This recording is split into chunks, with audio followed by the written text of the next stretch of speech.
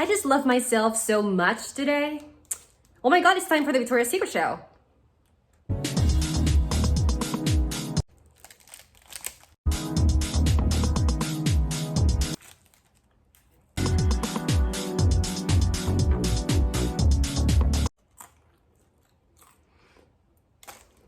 Many of us know Victoria's Secret. Many of us have entered the stores and felt like in a pink paradise. We will buy sexy underwear, we would love it, but beyond that, we would love the brand. But that was already a few years ago, and things have changed. Especially the perspective of consumers have changed, and the problem is the Victoria's Secret did not. It has fallen tremendously since then, and it's not anymore what it used to be. In an effort to elevate the business again, Victoria's Secret eliminated the angels and introduced the VS Collective. And that's what we're going to talk about today. The new strategy Victoria's Secret is coming up with to rescue that place it used to have in the consumer's mind.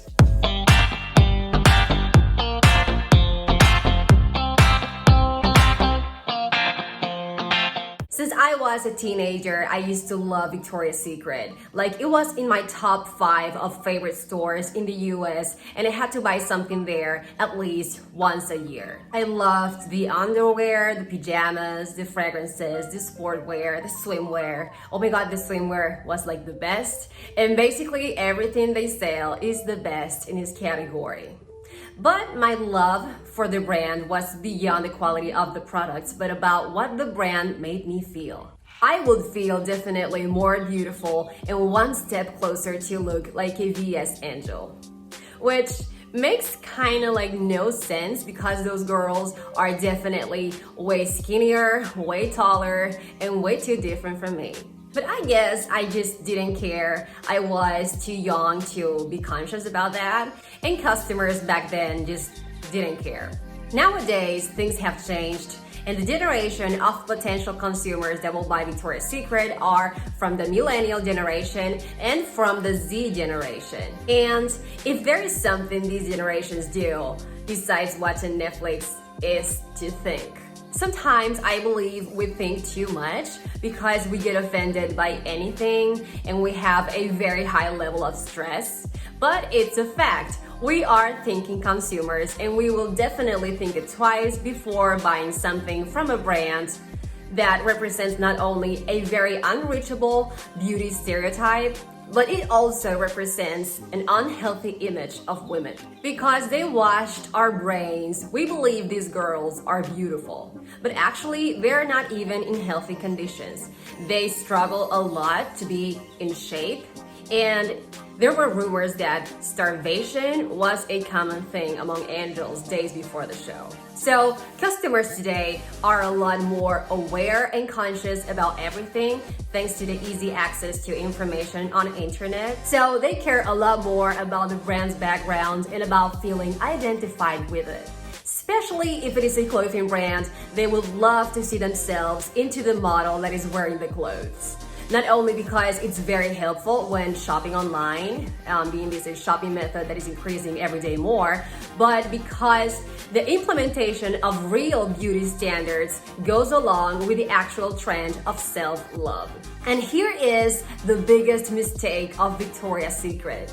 They just didn't care about nothing. They didn't care about following the trend, about listening to the audiences, and adapting the marketing strategies according to the client's necessities.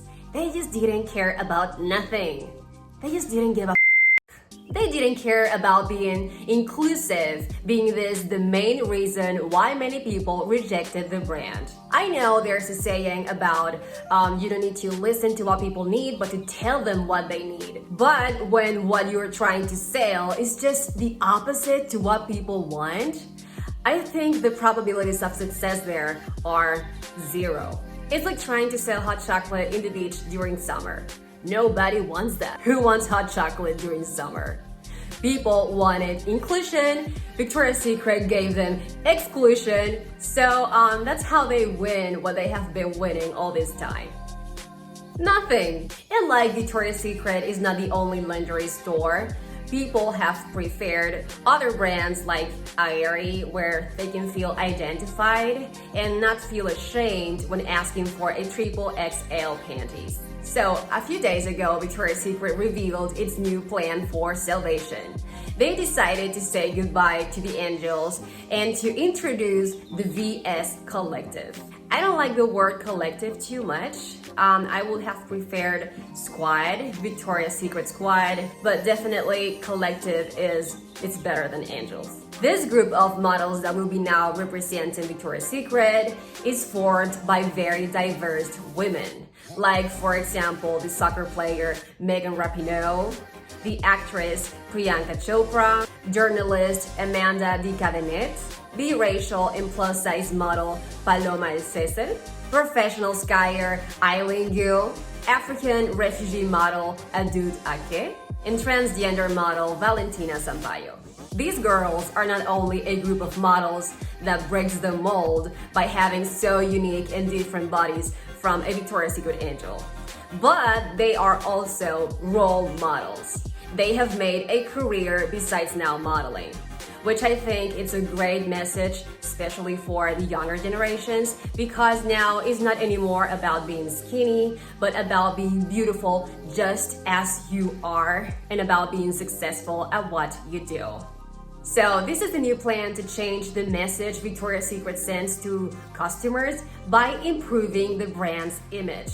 That's how you show your values to your audiences, and that's how you connect with them in a positive way. Even though Victoria's Secret has been falling for the last years, it is still one of the biggest companies in the market. The problem they were and maybe still are confronting is that position they have right now in the market, it's good for now, but it may change in the future. Because even though we don't buy Victoria's Secret as much as before, it is still on our top of mind when thinking about buying underwear. They already make the work with us. They have already positioned themselves into our top of mind. Like I said, I started liking Victoria's Secret when I was like 13 years old. It's not that I bought, sexy lingerie when I was 13, but I will buy the fragrances and the swimwears. The thing is that I started liking Victoria's Secret and consuming Victoria's Secret products and materials like the fashion show since being little. And that's what businesses want. They want to introduce themselves into our minds, into our world of things as soon as they can, so that next time we see the brand, we already are familiarized with it. So that's the threat. Like, if Victoria's Secret starts losing relevance from today, maybe in 15 or in 20 years, it just won't even exist. I know businesses do this because of money, of course. They will adapt to whatever trend is going on just to gain more. That's clear. But even though I believe the VS Collective, it's a good step for the brand, Victoria's Secret. A little too late. Yeah, I think they took too much. I'm glad the world is getting conscious about what beauty is. It's not about being these perfect women walking on heels in sexy lingerie, because that's another thing. Of course, there are many other things why Victoria's Secret has fallen. You don't want to appeal to men anymore. It's about appealing to you, about loving you. So I think it's a good step for Victoria's Secret. Yeah, thumbs up for you. So now you know that you will be seeing these girls in the stores and maybe on some billboards, on TV. I think they're not making the show anymore, but who knows, maybe they will, and we will be seeing different kind of beauty there, which I will be very glad about. So that's it for today. Yeah, this is my update for you about Victoria's Secret. So I hope you like this video. This was Market Acting. See you next week. Bye. Woo!